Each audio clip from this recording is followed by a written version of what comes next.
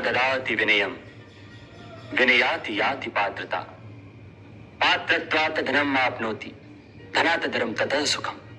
अत्यंत सुंदर पुत्र। विद्या का प्रसाद है विनय।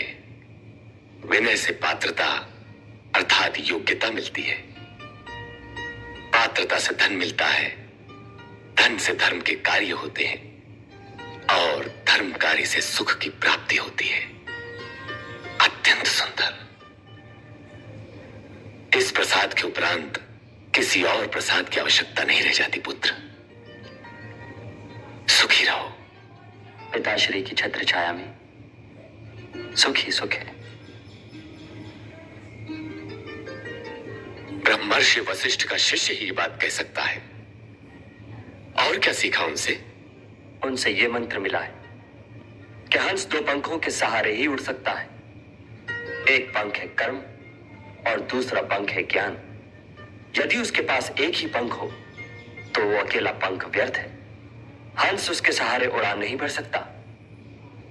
अत्यंत सुंदर विचार है।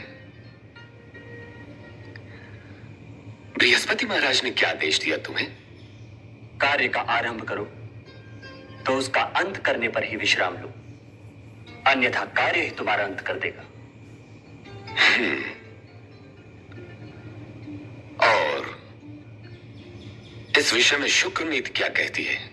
शुक्र नीति यह कहती है कि यह तो कार्य का परिणाम ही बता सकता है कि कार्य का आरंभ शुभ था या अशुभ।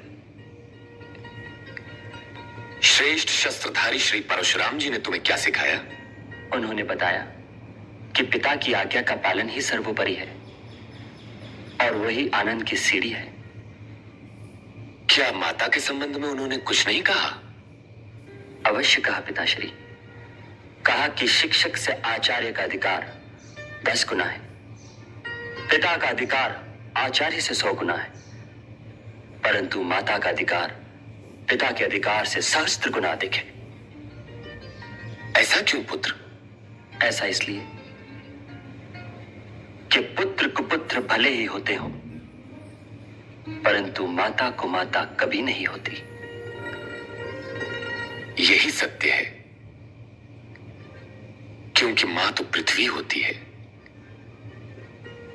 और पृथ्वी अपने अंकुर के साथ कभी अन्याय नहीं करती। यदि मां न होती तो ईश्वर के सिवाय कुछ न होता।